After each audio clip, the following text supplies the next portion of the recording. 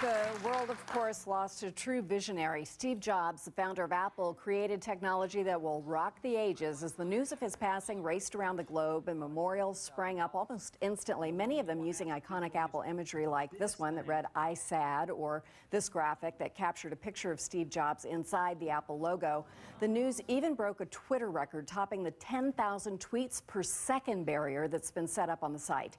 Today, we examine Steve Jobs' legacy and the history of Apple with our very own tech expert, Brian Westbrook. Thank you for being here. Absolutely. This is, first of all, some amazing stuff that takes me back. But let's talk, first of all, about how the world was changed by Steve Jobs. Well, Steve Jobs certainly was an innovator. He was a technology guy. He was an entrepreneur. He was a real visionary. And a lot of people don't remember. They remember the Steve Jobs with Apple, but he had a lot of other roles in this world.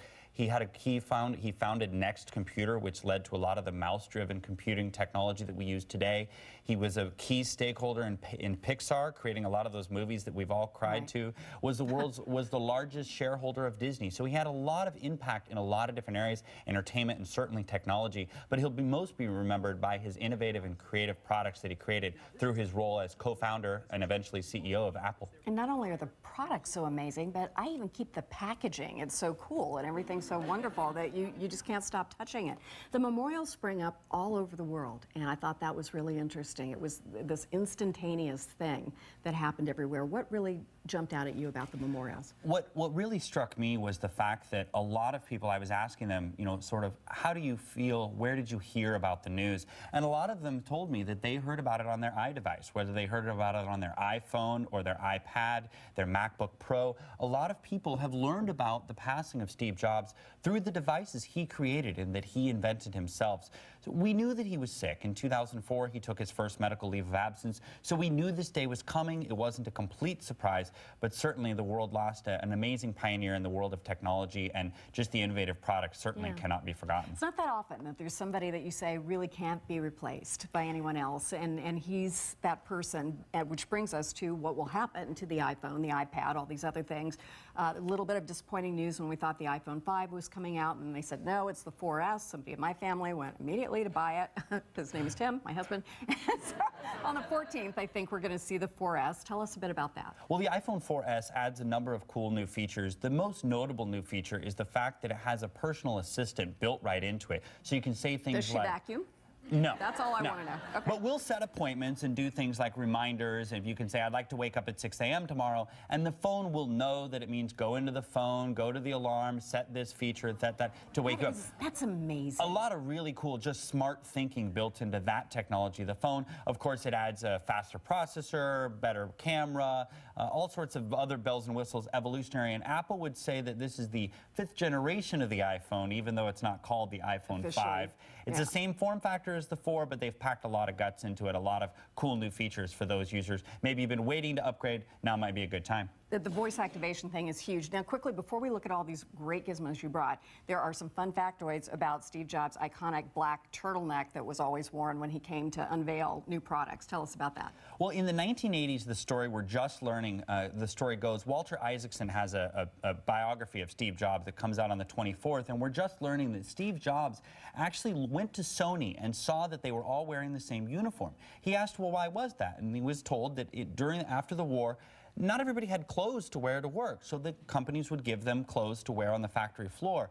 He liked that idea, the camaraderie, the sense of union, the team spirit that brought. So he thought, well, I want to bring that back to Apple. Unfortunately, he was booed when he suggested that we should all wear vests at the Apple employee meeting. So instead, he decided to look back at himself and come up with an iconic look for himself. He liked the black turtleneck. He was sent hundreds of these black turtlenecks by a famous designer. He said, and I quote, I have enough to last the rest of my life. Well, and he did. Let's take a quick look. We just have a couple of minutes, but you have brought, these aren't yours, right? All these products.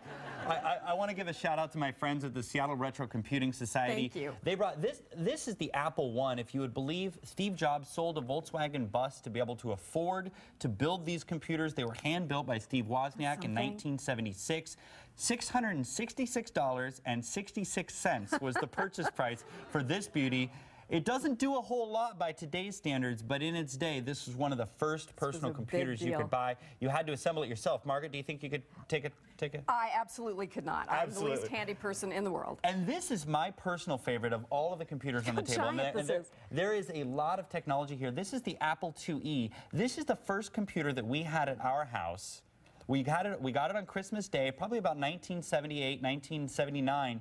And the best part was, we couldn't get the printer that day because it wasn't available. So the Byte Computer Shop in Portland, Oregon, we had to go back and get it. But this computer is the Apple IIe. A lot of students learned how to use this. Was the first computer that was widely available in the classroom. You love it. Look at this. This is Brian, who is an Apple maniac from the very beginning. I'm going to skip this one just for a second because this is the one that I really remember. When these came out in the candy colors, I was all over that. I thought that was so cool. When Steve Jobs came back to Apple, he was ousted at one point and came back to Apple. This is one of the first products he released. Of course, the 1984 Macintosh just to its left, this is the first Macintosh, and then of course we remember this as being one of the first iconic Apple machines that really brought Apple Macintosh brand into the home and made it a consumer electronics product. It had a cool handle in the back. I'm just saying, that really got me. And then these obviously are the new things. And Friday is Steve Jobs Day, is that correct? Absolutely, it's Steve Jobs Day. And my friends at Moving 92.5 are doing a great little thing. They're giving away an iPad. They're going to have fun facts throughout the course of the day, so that's pretty exciting.